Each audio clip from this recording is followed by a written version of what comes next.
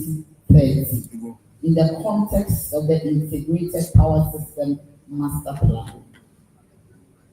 This year, what we did was very innovative. It was novel. We asked the utilities to come before the PRC for us to look through whatever they need for their investments before we used to allow them to get. So now we have a lot of clarity on what they need to make their work okay. Today, the PRC requires the utility to explain these investments. The full details of the proposal can also be found on our website. As stakeholders and gatekeepers in this nation and in this economy, we do expect to have a great engagement today. We do expect you to ask all the relevant questions. We do expect you to open up. Nobody should be called in. You will not be punished for asking your questions. Whatever is bothering your mind, if for any reason you do not understand what is being presented to us, you have the opportunity to speak. And as you are here, having the opportunity to speak to us, we also want you to be an advocate for the process. The PRC has the mandate to ensure the financial viability of the utility service provider and also at the same time ensuring that there is quality of service for the consumer. That is not an easy road to take. But what it is that you all have to come on board to ensure that it happens. You know that the cost of unsafe energy is very expensive. But if you don't have electricity through the grid to your home, then you depend on other sources of electricity. Certainly, it will not be the same. The quality is different. The danger is out there. So we hope and we believe that as we engage today, as these presentations are given to us, we are going to have an open mind. That the process will not be tainted with anything but looking at the issue of quality of service. Today, ECG, DRA, Gridco, Ghana Gas will present to you what they need to make it work. But Ghana Water is also going to do a presentation. And I wish to say that Ghana Water is endangered because our waters are compromised. And if we are not careful, in the next 10 to 15 years, Ghana will be water poor. And when Ghana is water poor, it is the poor that is going to suffer. If we are not careful, we are going to add vulnerabilities to the vulnerable. So as Ghana Water presents, we should also have in mind that the time has come for everybody to ensure that Galamsey is dealt with. The time has come for all of us to accept that some of the human activities that go on around our river bodies is not good enough. Ghana Water needs more expensive chemicals to clear the water for us to drink and use.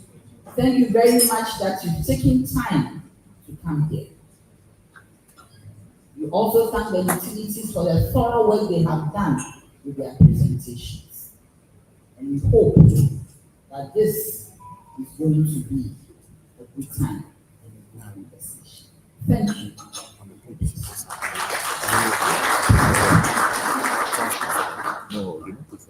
Thank you very much, Honorable Anaya Jantua, Chairperson, Stakeholder Committee on the PRC. We're going to go for the first presentation. And I want to find out if IT is ready. They're saying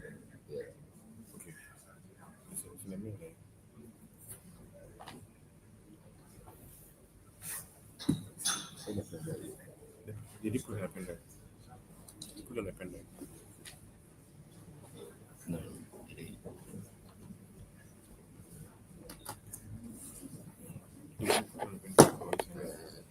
See you take the appendix.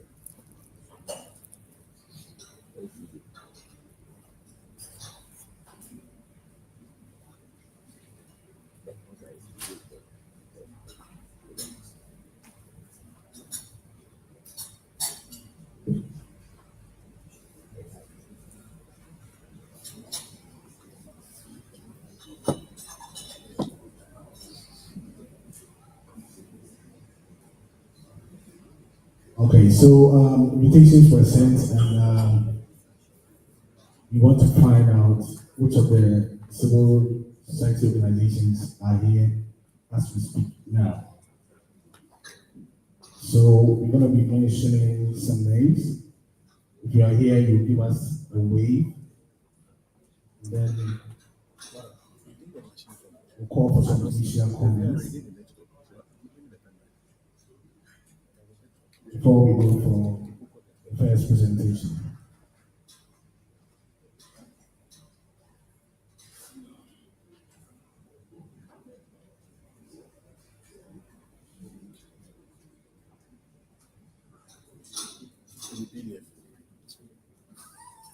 So do we have the suit for LED security IES? Do we have them here? If you are here, give us a wave. Okay. We'll move to Imani Africa. If there's a representative, okay. Okay, thank you. You're welcome. And then we move to Coniwas. Anybody from Coniwas? Okay. Consumer Protection Agency. Okay, you're welcome. Thank you, sir. Public Interest and Accountability, PIAC. You're welcome, sir and madam.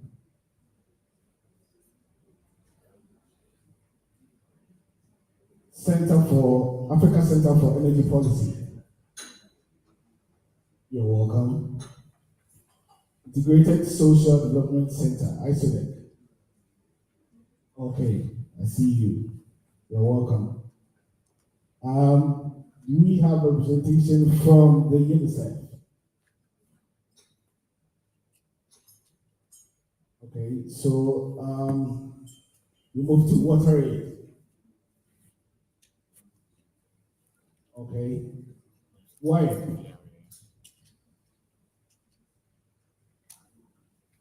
Okay. Coalition of stakeholders and in electricity contracts and arrangements. COSEGA, if you are here, give us a wave.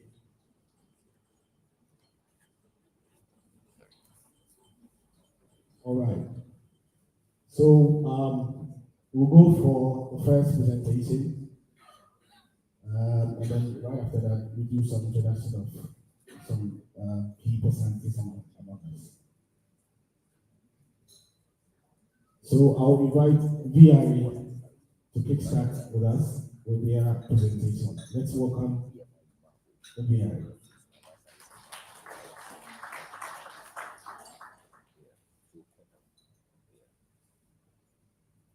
Mr. Chair, standing on the existing protocols, ladies and gentlemen, good morning. And my name is Ivan Soa Mensah with the Commercial Studies Department of VRA, and here to present for VRA.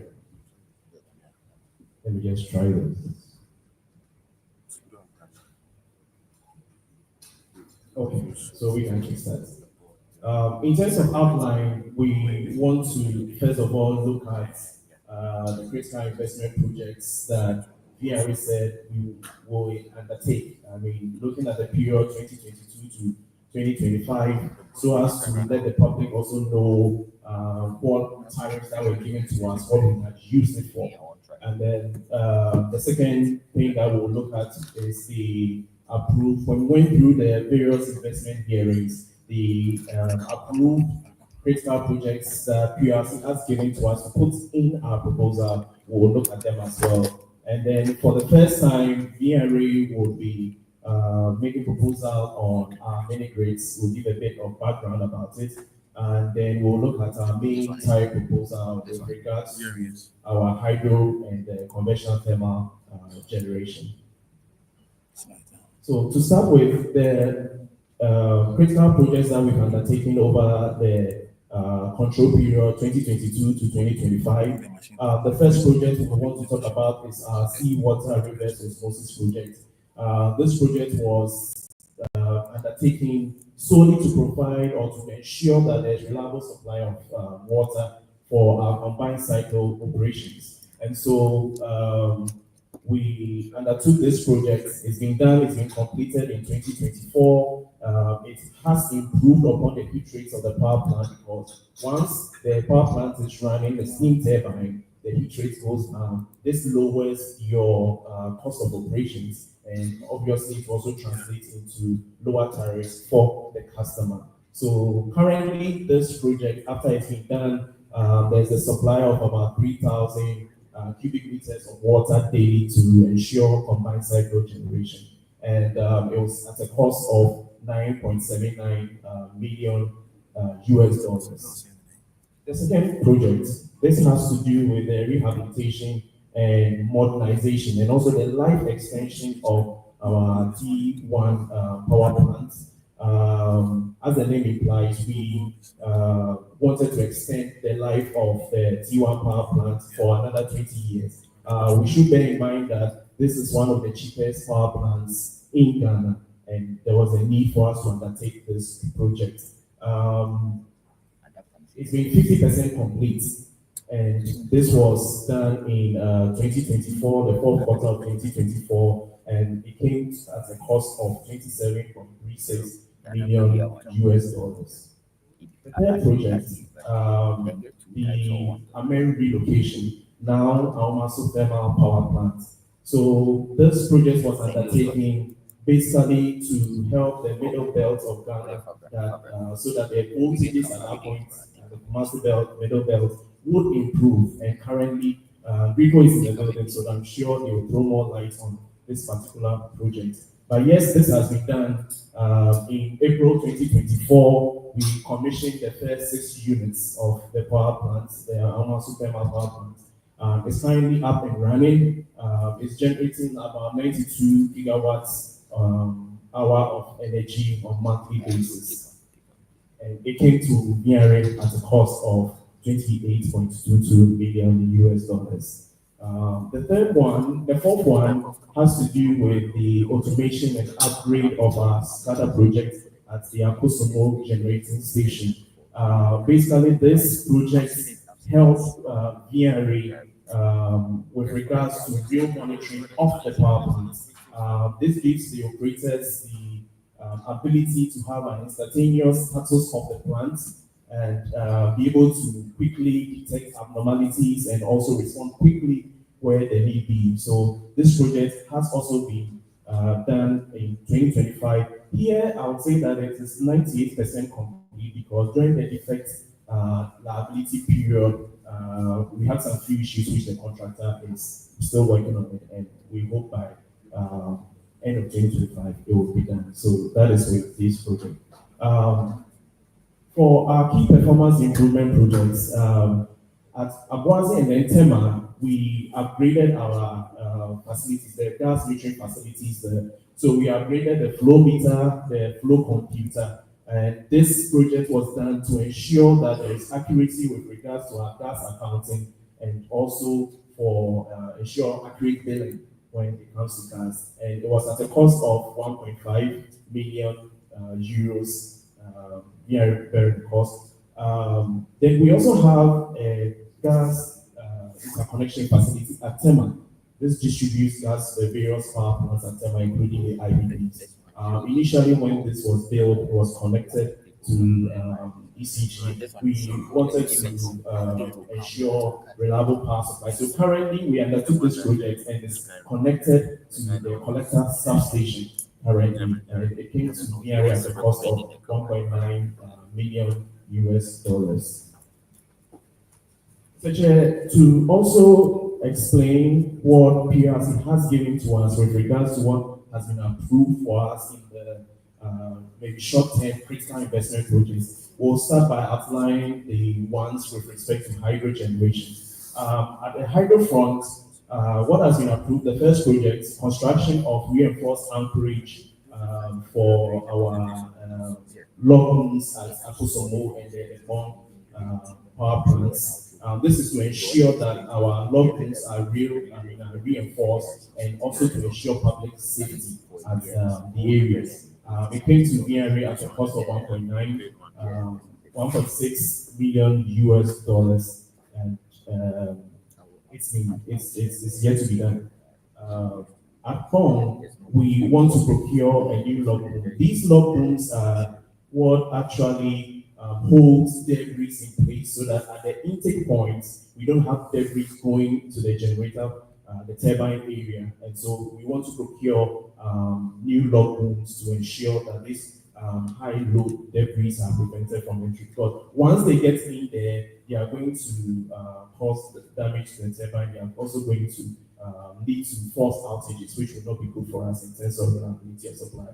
The third project has to do with the repair of our Akusomo spillway number 2. So when we had the spill some years back, again, we needed to repair the base of the spillway. So this is just to add more rock mass to the base so that in events that there's a spill, we are safe. So it's to restore the integrity of the spillway. And then the fourth one has to do with reliability. We want to continue to ensure reliability of power supply. And so we want to procure a spare transformer at Akusomo, and it will be at a cost of 3.89 million US, 3.89 million euros, please.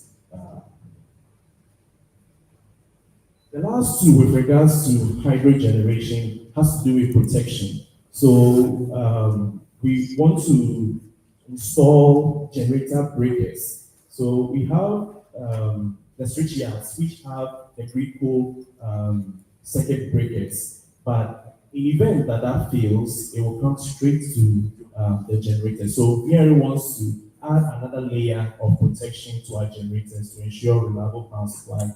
And so we want to procure those new circuit breakers at the generator end to protect the power plants from great disturbances. Again, for our switch gears at Akusomo and Pong, these switch gears have become outdated, outmoded, and so we want to replace them, bring them up to speed in terms of best practice, what it should be. At the thermal front, the first three projects has to do with KTPS, thermal power plant. The KTPS is due for mandatory major maintenance, and as such, the first one is to ensure that we replace the capital parts of the power plant.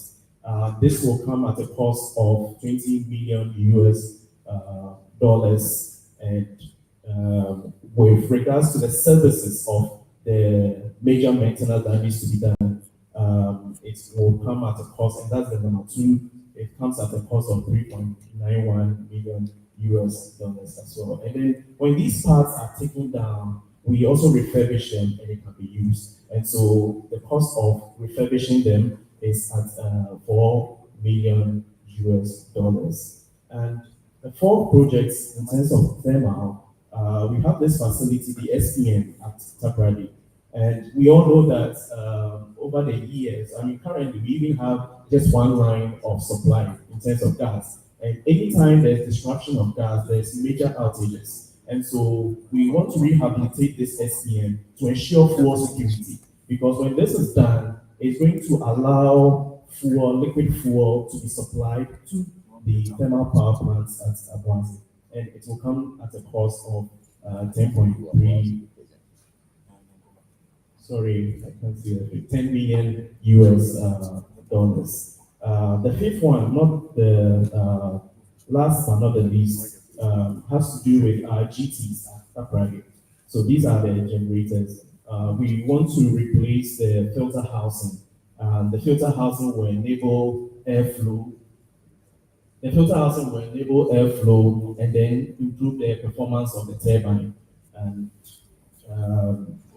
this will come at a cost of 3 million euros. So again, on the proposal on the mini grids, this is the first time BRA is introducing this to PRC. We have some engagements and we want to bring it to the public light. So with regards to mini grids, currently in terms of electrification, Ghana has the access to electrification is about 89.5 currently in Ghana. And with regards to policy direction, the way the country is moving, we are to use RE mini grids to ensure rural electrification. And we can all testify to the fact that getting the grid to the customers on those island communities is going to be so huge of a cost. So the best way to manage this and make sure they also they have electrification is to use the renewable mini grids to also meet the electricity supply. And so we would, I mean, the plan is to, and this is given through SREP, the plan is to use the mini grids to make up for the 15% of the 10% that don't have access to electricity in Ghana. And so the Ministry of Energy has directed VRA to be responsible for the operation and the maintenance of the mini grids. And from the stakeholder engagements that we had with the ministry, I mean the regulators, VRA is to bear the full cost of the O&M of the mini grids. And again, when it comes to expansion projects with regards to the mini grid, the distribution and the transmission aspects, then that will be borne by the ministry. Currently, we have 8 mini grids that have been constructed and handed over to VRA. There's indication that there's going to be more of these coming up, a total of about 35 additional, which is going to bring the grand total to about 43 mini grids that VRA is going to bear with regards to its operation. And from this proposal, we want to bring it to PRC's notice, to the public's notice, and make recommendations with how we can make this sustainable. And so when you look at this table, we want to just do a quick cost revenue analysis of our operations with regards to the mini grids. So on annual basis, for the 8 mini grids, it's projected at a 2 million Ghana cedis, 2.4 million Ghana cedis of O&M. But currently, with regards to the current rates PRC has given, you realize that the revenue we are getting out of those mini grids is just about 494,000 Ghana cedis, and that's on an annual basis. And so there's a shortfall, there's a subsidy gap of about 1.9 million Ghana cedis annually.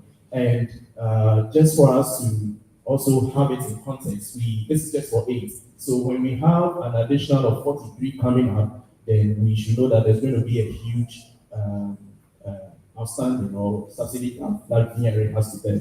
And just to explain a bit on the O&M for the mini grids until the administrative, the travel, the corrective maintenance, and the equipment storage parts of it. And then we should also note that, or it's worth noting that the battery storage for the mini grids is about 85% of the O&M cost. And I've talked about the 43 that is going to come up. And so with the 43, it's projected that on an annual basis, there's going to be a subsidy of over 10 million cedis. It's also worth noting that the island communities, 85% of them are lifeline. And so you can't necessarily pass on all this cost to them to bear.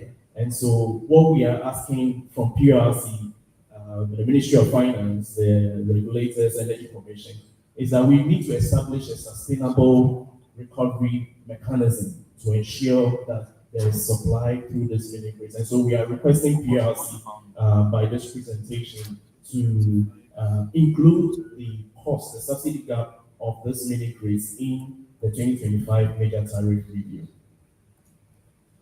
Now to our proposal with regards to the hydro generation and conventional thermal generation. The assumptions that we use. So we have our gas price pegged at 7.84. Currently, that's the WACC up, and then our projected exchange rate is at 12.67. With regards to how much we want to supply, we are saying that we want to supply a total of 7,450 from our from our hydro plants, and from the thermal plants, we are looking at a total of about 6,777 gigawatt hours, and that will total to about 241 gigawatt hours of energy. Projected demand for our customers, the DISCOs. For ECG, we are projecting about 4,300 gigawatts of energy. NETCO, we are projecting about 2,242 gigawatt hours. And then for EPC, we are projecting about 300 gigawatts of energy. That totals 6,844 gigawatts of energy. Now, the tariffs for this tariff submission. The BGC, which is the weighted average of the plants that are going to the regulated market, we are saying that the BGC should be revised to a 71.8862 Ghana pesos. And for the respective DISCOs, we are saying that ECG should go to 55.76, NETCO should go to 92.73, and then EPC should go to 141 Ghana pesos per kilowatt hour. Again, just as we did in 2022, VRA is advocating for compensation.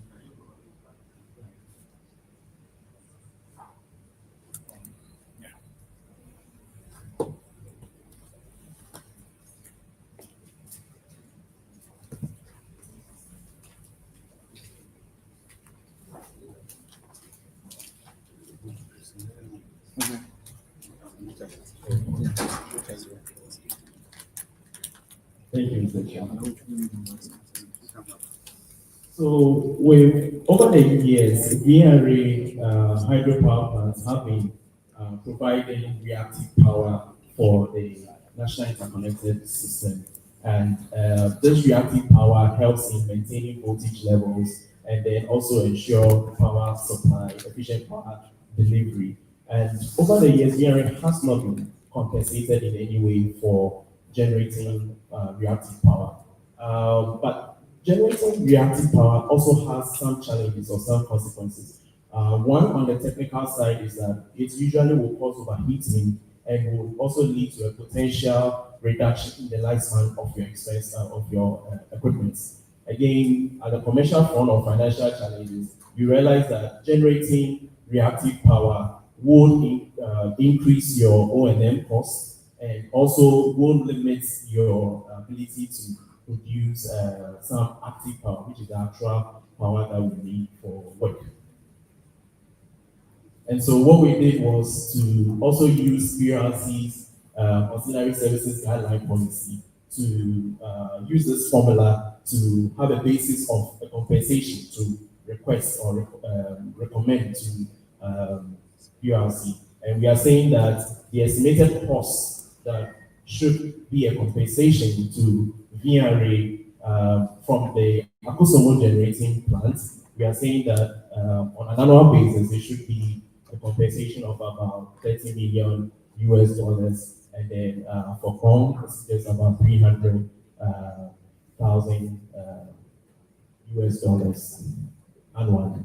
And so, with regards to reactive power supply, we are saying that Akusomo should have 932 Ghana cedis per bar per kilowatt per month, and then about 1,200 for that's 1,200 kV kilogram per month for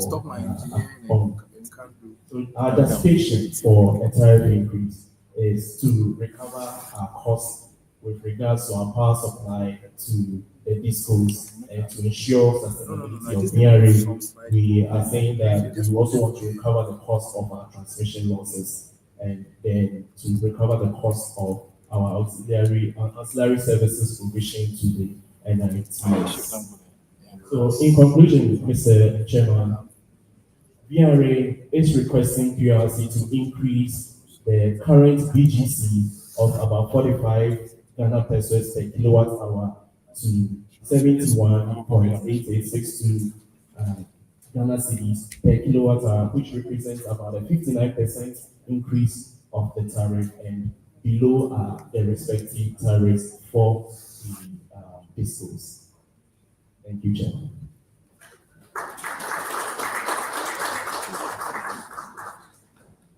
Hold on. I get a quick call on sorry from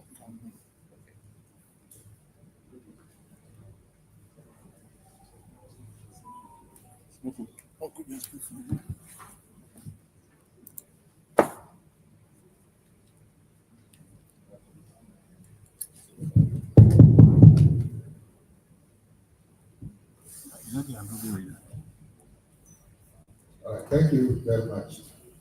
Really.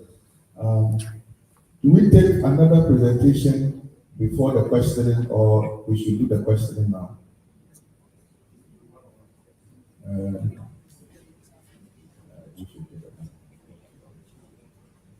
Okay, so I think we can ask that question, we can take the. Charlie. Zoom, they take everything. Okay, we will take so let's take note of our questions. We'll take another presentation. After that, we will then put all the questions together. All right, thank you very much.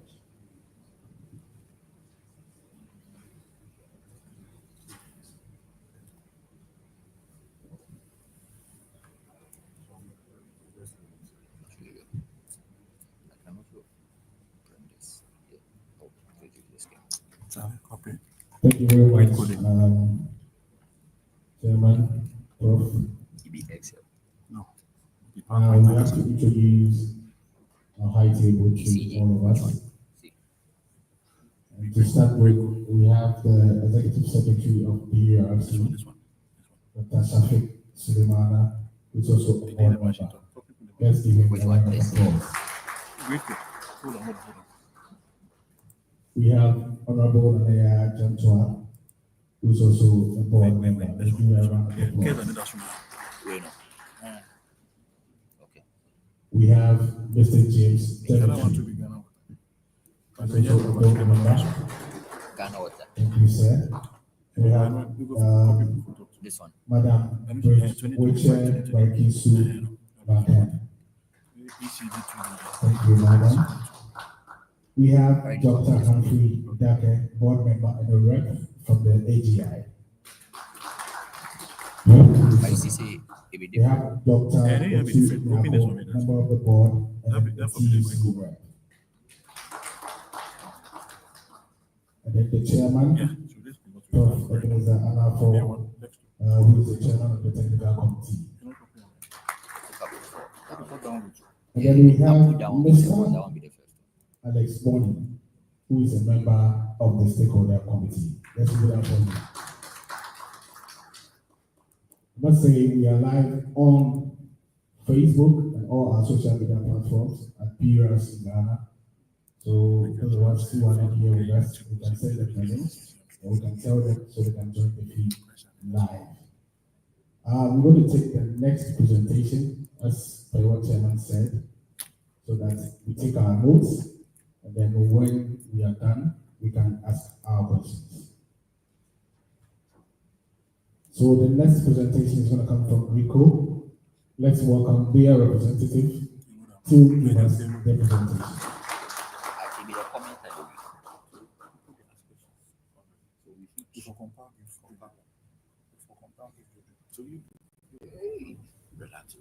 Relax.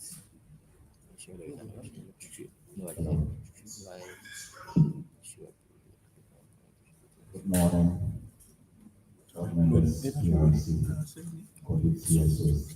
Yeah, questions. Here to Questions. do a presentation with those Make a for make a send give you. Make a type give you. Yeah. WhatsApp. WhatsApp. next slide.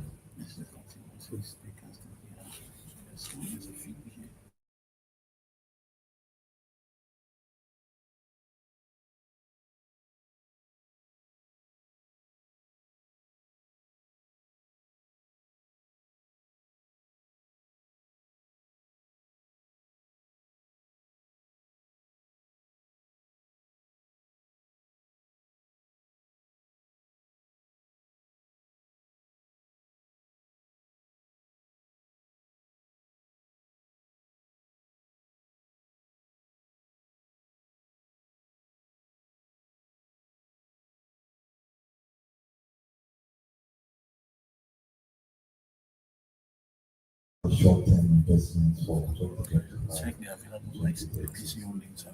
Key challenges that are likely to impact significantly if we do not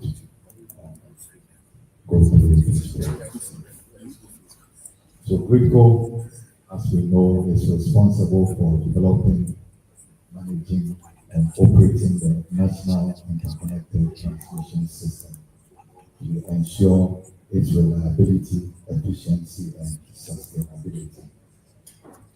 To that effect, we are responsible for economic dispatch of electricity from all wholesale suppliers, producers, and VI who just presented, and all the other IPPs to customers. We also are responsible for carrying out transmission system planning to implement necessary investments to provide the capacity to reliably transmit electrical energy. As we say, the transmission is the backbone of electricity delivery, so it's like the belt that holds all the customers together. So it needs to go ahead of all the investments. We are also responsible for implementing wholesale electricity market. So the rationale underpinning our tariff submission is in three. We have plan, infrastructure, and investments looking ahead. Ghana is still developing a good pace. And so we need to develop a transmission network so that it goes ahead of all the generation requirements, additional loads that are coming, so that we'll continue to have that evacuation capacity to convey the power required. We also have increasing maintenance costs. Buying the equipment, we need to continually maintain them to ensure that we continue to provide. And then financial issues that we need to deal with. So to go into a little bit into detail, so plan, infrastructure, investment, RICO urgently needs to take 15 critical transmission projects. These projects are required to improve the reliability and the stability of the transmission network. In the sub-region, we pride ourselves as having the most reliable and stable grid.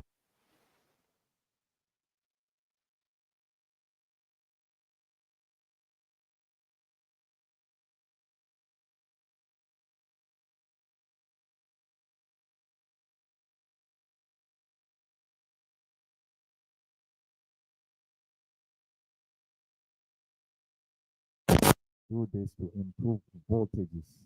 You would see that gradually we are getting into a time when we have voltage challenges in various corridors, especially in the eastern, northern, and central zones of Ghana. And we need to make some critical investments to improve voltages.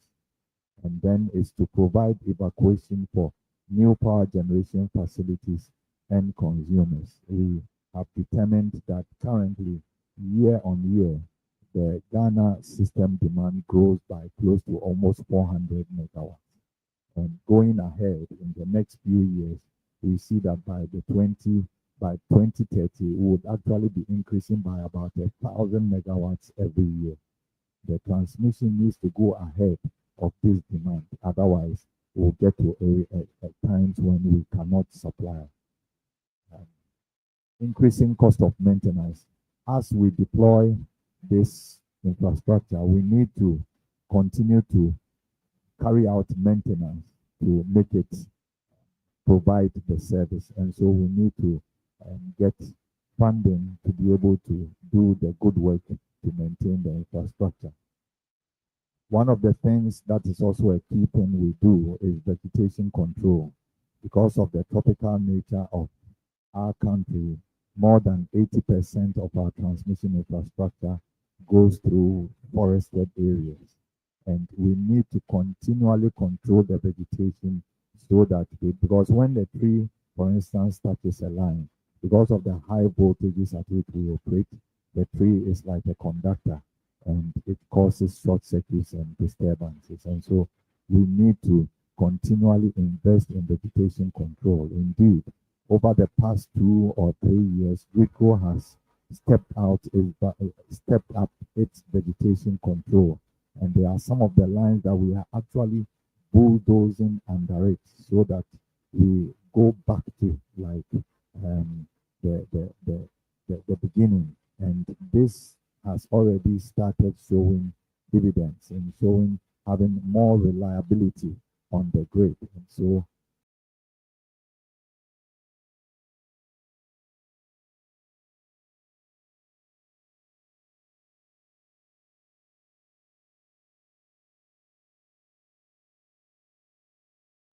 and we want to continue to do that over the remaining circuits. And so we have that as a key activity. Related to that is tackling encroachment, especially the effect of illegal mining along some of the corridors. Once again, because the transmission infrastructure goes through dense forests, what we popularly call galamsey, is really threatening some of our transmission infrastructure. Whether the galamseyers do not know the impact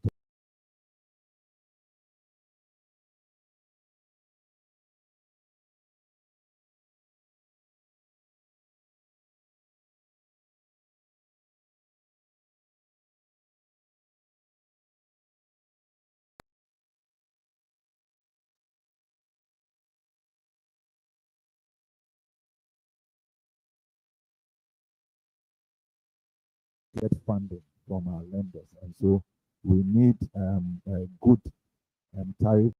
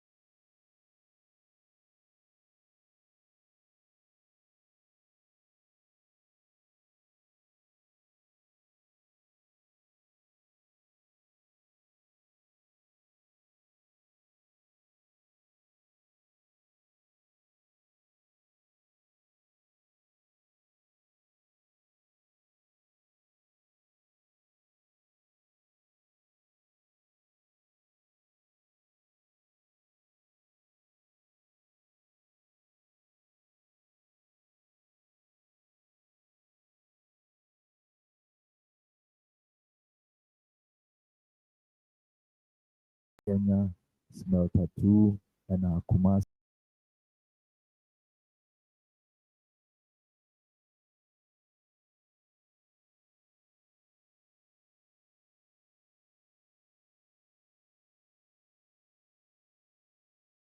installed at Nyagnia substation.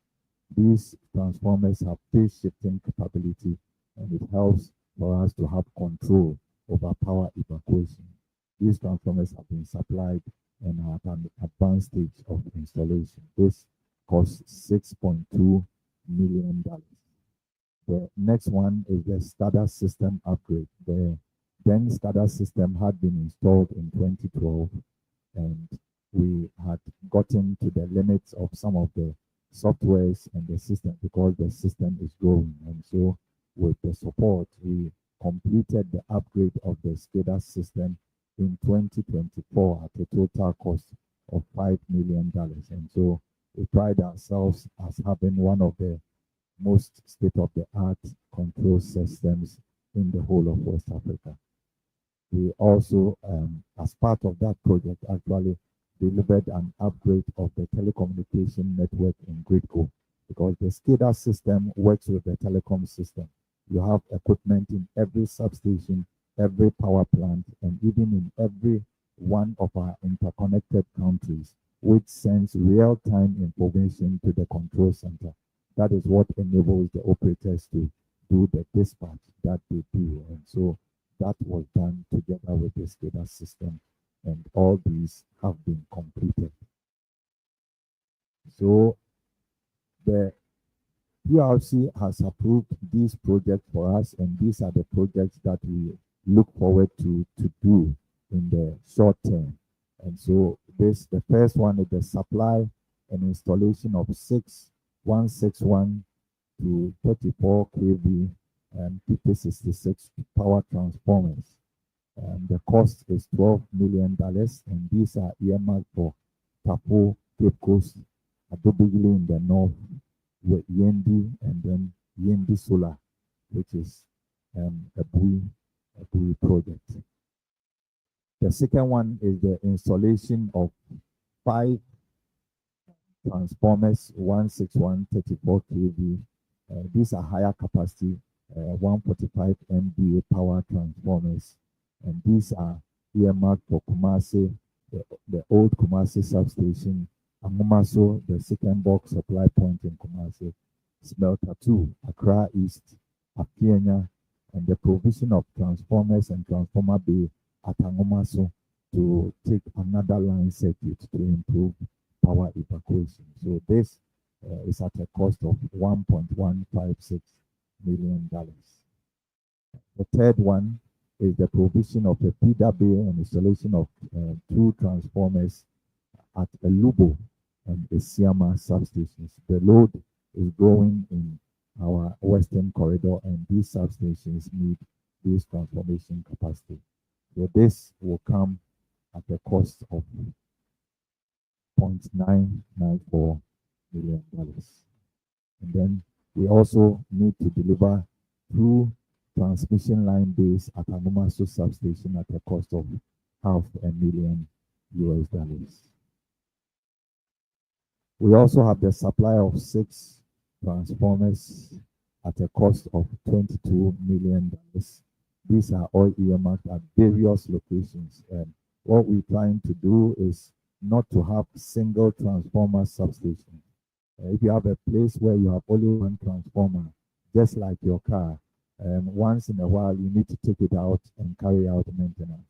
You need to have at least 2 transformers with adequate capacity to serve all load when one is out, so that we can do all the maintenance that is required on them. And so we need all these transformers.